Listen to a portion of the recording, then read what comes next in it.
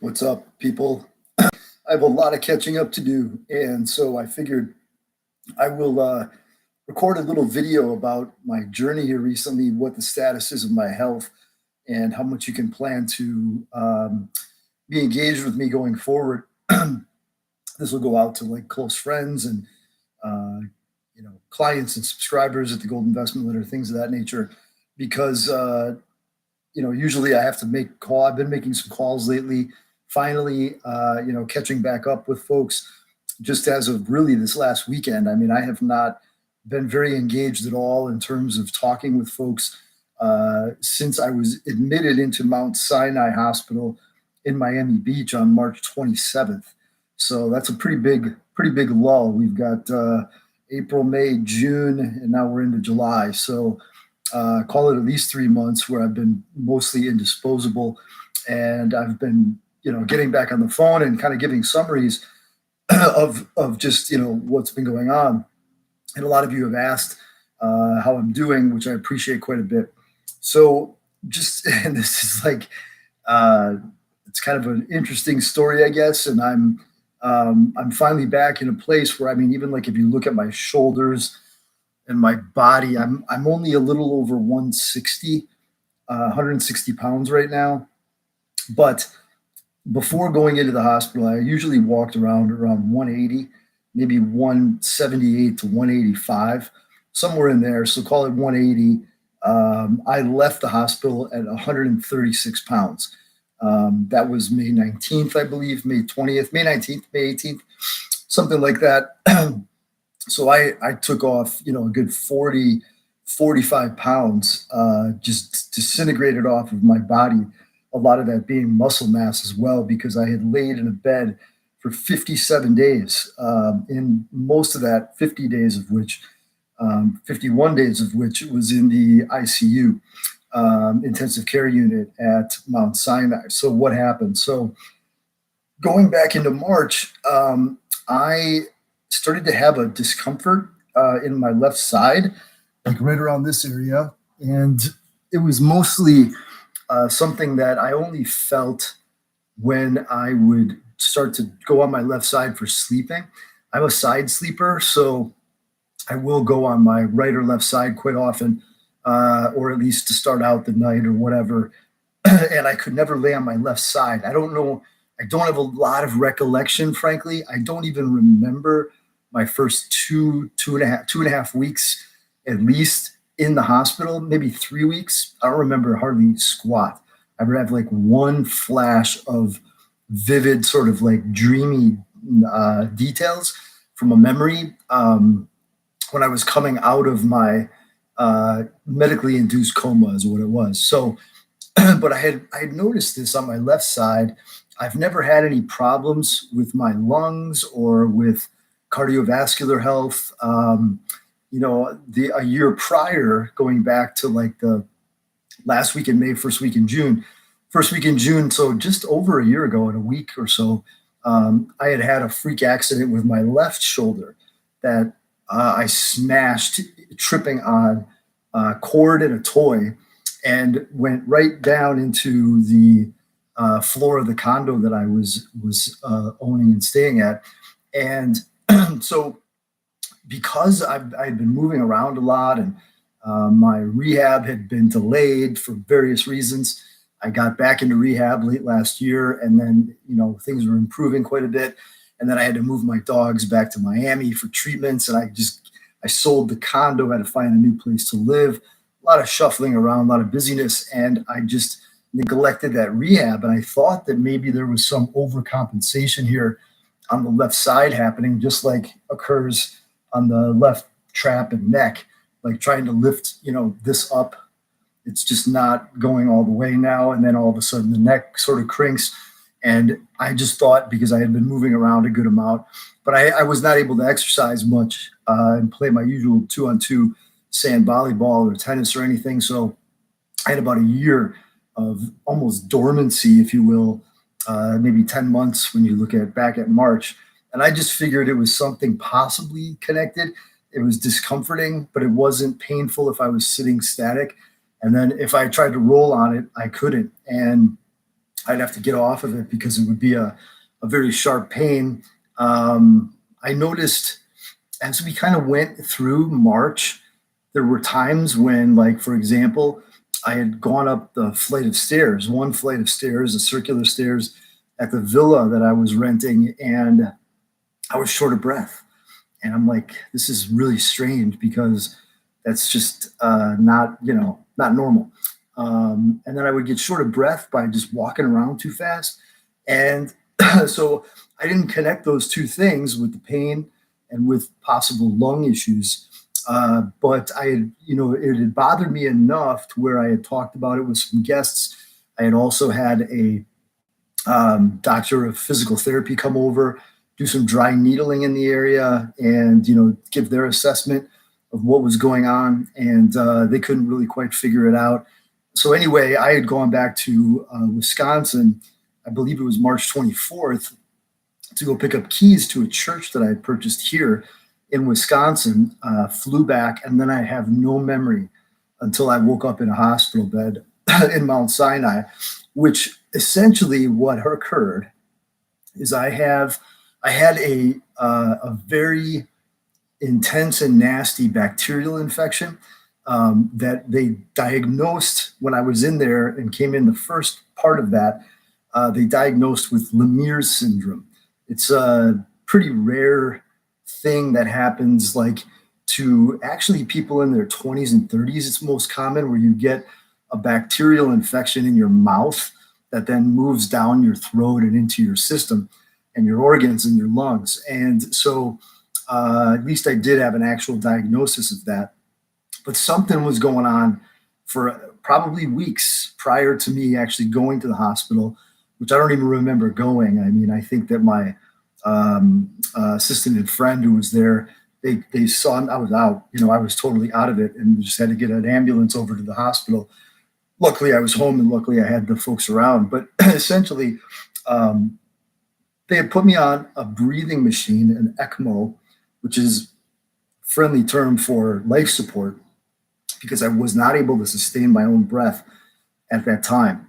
It improved with a strong antibiotic regimen, and apparently within a week they had taken me off of the ECMO, and within a day had to put me back on it because I was not holding up well. And part of the reason for that is because I essentially contracted a second bacterial infection, pneumonia, that was antibiotic resistant, that I had gotten in the hospital. So it was sort of a double whammy. And a lot of this was concentrated on my left lung and my left side, but it also had started to reach into my right lung as well.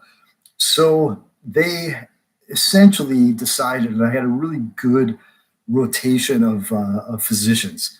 Mount Sinai, I was actually impressed with the care that I received there, from the higher levels, where you're talking about the actual surgeons and the doctors of rotation that were on the floor of the ICU in the surgical tower. And so they were looking to see if the antibiotics would clear out the infection in the lungs and not have to have and conduct surgery. They had to essentially they will reverse engineer an antibiotic to work against an antibiotic resistant bacterial, apparently.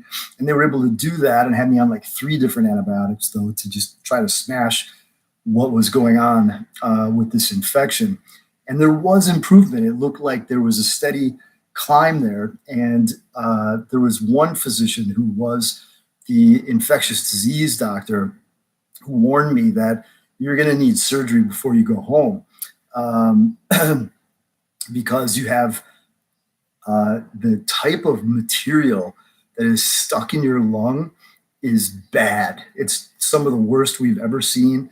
It seems like there was notes in my chart about it looking like chocolate and, like, I don't know, just like disgusting, very, very, clogging material that was very tightly lodged throughout my lung. And I found out more about that later, which, is pretty crazy in terms of the fact that he was right.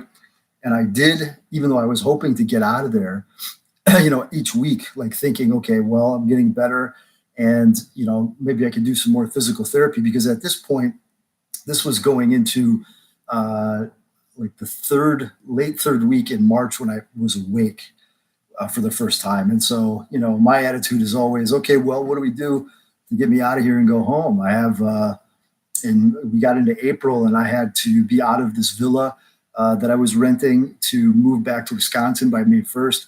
Luckily, I have, my sister and others around that had taken care of pretty much everything so that I could rest and then recover in the hospital. But, um, I was, let's go. What are we going to do to get out of here? But I couldn't walk out of my bed because I had already started to accumulate, 6, 7 weeks going into April. Well, going through April, going into the end of April, I had, from March 27th, really no mobility. I just withered away. I wasn't able to eat solid foods. The physical therapy sessions that I did do were very brief, very simple, get out of bed, sit in a chair for an hour if you can, and things like that. So I couldn't even walk around if I wanted to go home and start to try to, rehabilitate. But in any event, the surgery ends up happening. And this was somewhere in the third week of April, if I recall, around the 22nd or 23rd of April. And the surgeon who performed it was a lung specialist and I think a good surgeon. And he ended up, basically, they removed one of my ribs. I found this out later. I'll show you a little bit. That's still my scar. It goes all the way up to the back on that other side there. I guess these surgical scars, for like a year or so, I look pretty jacked up, but it's actually healed very, very well. So he removed a rib because he couldn't get into the left lung and clear out what he needed to clear out. They just wanted to get everything out of there as much as they possibly could. But the fear was that I would go home, I'd get a little better, and then I'd be back. And so he told me later on a recap phone call that would inhibit breathing efforts, and recovery. So he got creative by taking that rib out. And essentially, I found out from a nurse that he took his entire forearm and hand and put it up inside my lung to physically pull out this gunk, this sludge, this bacterial infection that had formed in my lung. And so he basically joked and said, "You had the most invasive surgery you could possibly have." And after that, the doctor had told me that he's like, look, he was pretty young, but he said, "I've done hundreds of these type of procedures, and yours was the gnarliest one or top three in my career, because this stuff was so complicated. The way that it was lodged throughout your lung and your body, it was very difficult to get it out." But he said, "I think I got it all." And so that was awesome. But for some reason, this particular infection, or the combination of the two of them, was pretty nasty. And when I started to recover, so I was back on a life support machine. I was on an ECMO, aka life support machine, for about 7 weeks, I think. I think that's pretty, 6.5, 7 weeks. That's a long time. And because I could not support breathing on my own efforts, apparently, during that time frame. And when I had seen these rotations of nurses and doctors and such that would come in randomly, and new shift, rotation or whatever, and I would have some of them mention to me, I don't think you remember me, or know if you remember me. I was here the day you came in, or I was here just like, we're happy that you're even alive, because you looked like you were on death's door. And even after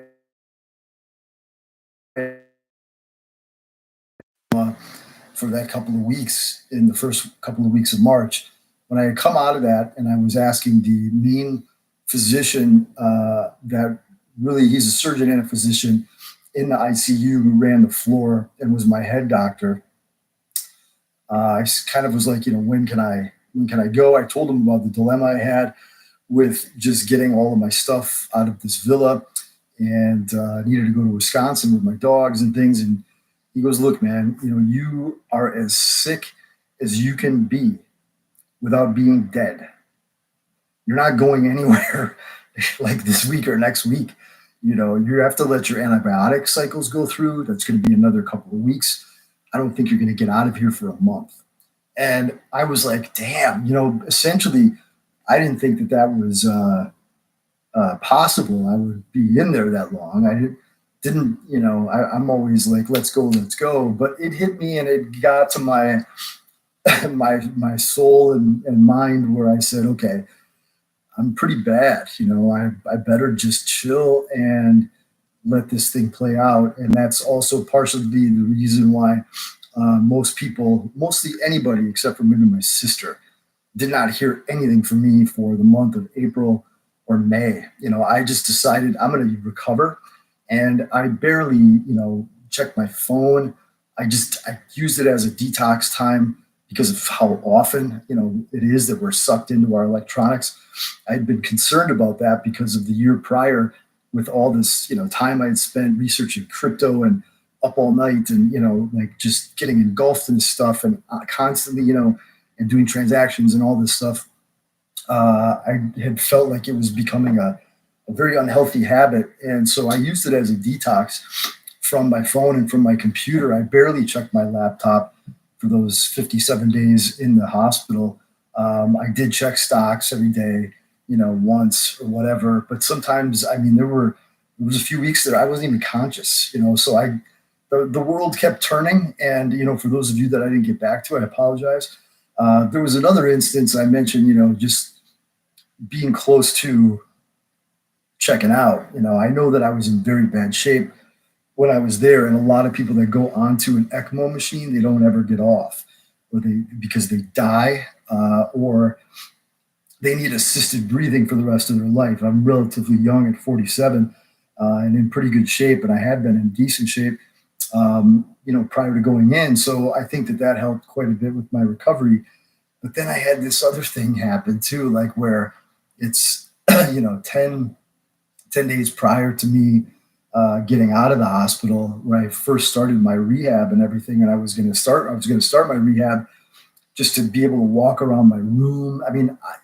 It was to the point that, in the middle of May, when I had my first real rehab session in the room, I couldn't even, with oxygen. Normally you would see me with this on, which I still use when I sleep. And when I walk around or I do my physical therapy now, I still have to use the oxygen. But at any event, most of it is coming off, and I'm so glad to be able to talk and have the strength to go through an almost 20-minute video without needing that oxygen. It actually is really great. But in any event, I couldn't even take oxygen blasted up at whatever it was, walking from the bed to the toilet in the bathroom right next to the bed, without being able to barely breathe and having to stop and just being nervous. It was bad. And my lungs had to restart from scratch, I think. And my breathing and my cardiovascular ability was very much reset. And in any event, I had this incident with the head physician and surgeon, came in to take out my last tube, because I had tubes on both sides, 3 over here, 3 over here. After that surgery, part of it was like just emptying stuff out of the lung, and then the other side was the life support machine. And so he ended up coming in. I had already had 2 smaller tubes taken out manually, just a surgeon coming in and just like, part of the group, who came in and said, hey, just, turn over, breathe for me. Boom, it's out, closed up, all good. Really easy, didn't even hardly feel anything. And then he just taped it up, made sure there's no air getting in there, and moved on. And it was very routine. And then, so this was apparently a very routine thing as well. He did have 2 nurses come in with him. I was perfectly awake in my hospital bed.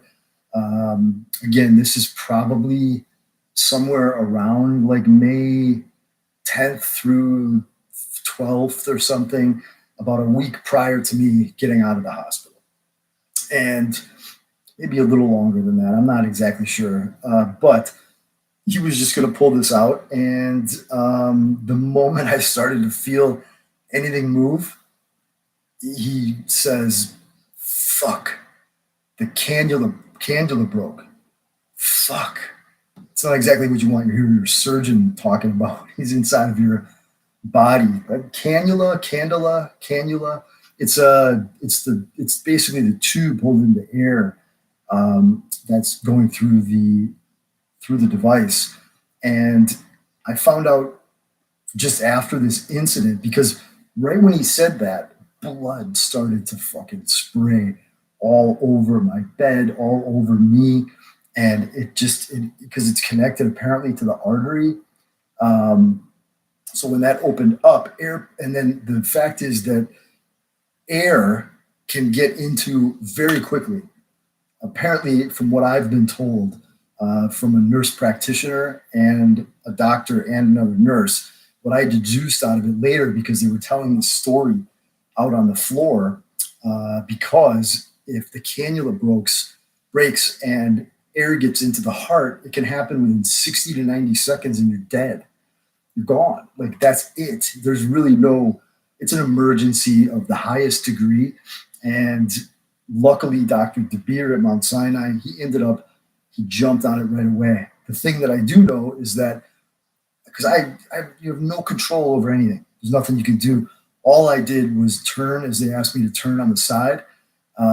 And I couldn't breathe within 20 seconds, probably 30 seconds. Like, the breath of life was going out of me, and there was nothing I could do about it, except for I knew it was, and plus the heart rate goes through the roof when blood's all over your face and your body and your bed and spraying around, and your surgeon's saying, fuck. It's not necessarily a good thing, but I was calm going into surgery, calm during this whole situation, except for when your breath is taken away. That's like, I don't know how you don't get, have like a sense of fear come over you when you can't breathe. It's the worst thing ever. And I had that a number of different times. But in this case, I remember saying to myself, if this is it, this is it. Like, we'll see. And then all of a sudden, boom, got it connected, fixed it, tube comes out, and no air pockets went into my heart area. And I started to recover from there. And so, these different instances and, just having a lot of time, I'm not going to give you any other spiritual insights or anything that I had. I just wanted to give you a medical update in terms of, that's what happened to me. And that's kind of gives a little bit of a picture of the degree of severity, I guess, to let you know why I've been out of the mix. But on the positive note, I'm better than ever. I mean, I'm literally getting better every day, if not every day. I certainly see it and feel it every week. It's a trajectory that is nice and steady. I'm taking some really good cutting edge type of peptides and supplements to help my organs heal. I think that's helping a lot, just getting muscle mass and weight back on. I'd like to put on another 10 pounds in the next few weeks. I think that'll be okay. I'm just eating a lot of shit and anything, it doesn't matter. Calories, boom, boom, boom. It's kind of fun, there's no worrying about sugar or desserts, which some of you know I like. So thanks for your patience and for listening to the story and the plans. So just so you know, my ability physically to engage with energy and things like that is definitely on the up and up. I think I'm lagging mentally on and emotionally with the recovery, in the sense that I look at a phone and I have X amount of tens of thousands of unchecked emails and hundreds of texts and all this stuff, and then social media platforms, and there's all this stuff I haven't read. And I think of one person, that calls me a couple times, and it's important to get back to them on a certain day. And then what's happened is, a lot of those days, I'm not even checking my phone still. I really am not. But I am checking it more often. And, there are times when I'll check it every day and I'll feel fine to check it and then do some responding or whatever. But I'm using this time to really, really recover. And I can't necessarily control, excuse me, the mental energy that I end up having in terms of, okay, well, I've got to call him and him, her today. And I want to talk to many, I mean, if you're watching this, chances are I want to talk with everybody, like that care enough about me to watch a 25-minute video. Um, but the it's like you get to call him, and then 10 other names come into my head, and I'm just like, you know what? I don't know if I've got all that in me today. And then plus with the talking about over and over and over what happened, that's why I think getting this out, might be a good thing to just preface a little bit and then help me to know, well, I think a lot of those folks have watched the video, they know the story, and we can just kind of even like get into some of the stuff that's going on with you and with what's on your mind. If you're a subscriber to the Gold Investment Letter or you're a friend, I want to hear more about what's going on with other people versus just my recovery and situation. But I can tell you that it's been like a reset, a resetting of I'm still going to work through probably all summer. I would say, what am I doing next in terms of what are the goals, levels of interaction.